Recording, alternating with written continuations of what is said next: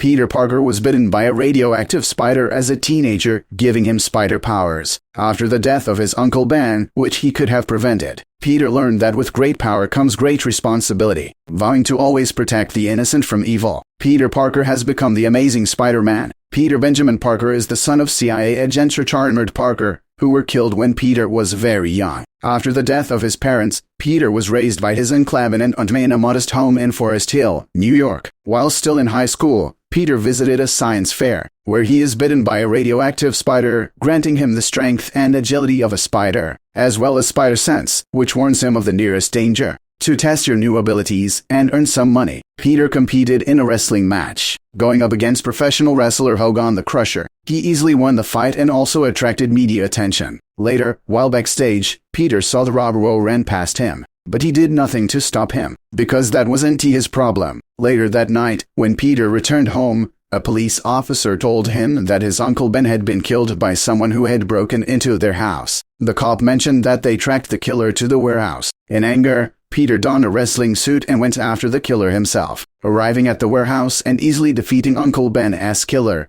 Peter saw that it was the same burglar he didn't stop in the arena, thus learning that with great power comes great responsibility. Peter's first supervillain confrontation was with a communist spy named Chameleon, who could disguise themselves as anyone. He tried to disguise himself as Spider-Man and steal some important documents. By defeating the Chameleon, Spider-Man makes his debut as a hero and restores his good name. Peter began working as a photographer for the Daily Bugle, selling photographs to J. John Jameson, although they were usually used against him. He eventually fought his second supervillain, the Vulture. Due to his inexperience, Spider-Man was defeated, after which he creates his first superhero gadget, with the help of which he defeats the Vulture. Spider-Man meets his most dangerous villain for the first time, a mad scientist with mechanical tentacles known as Dr. Octopus. Spider-Man was defeated by the more powerful Dr. Octopus in their first encounter, which made Peter doubt himself for the first time. He was encouraged by the Human Torch's speech and decided to keep fighting. Spider-Man managed to defeat the villain by knocking him out with a single punch to the jaw, because the powers of the eye only came from its tentacles. After that, Spider-Man won a number of victories, battling the shape-shifting Sandman, the Deadly Lizard, the Enforcers, Electro, Mysterio, Kraven the Hunter, Dr. Doom, and the Green Goblin, who became his sworn enemy. After being defeated twice by Spider-Man, Dr. Octopus has become more determined to defeat his enemy and form the Sinister Six, a group made up of 5 other villains who all share the same hatred for the young hero. Following the instructions of the Eye, every villain has come face to face with Spider-Man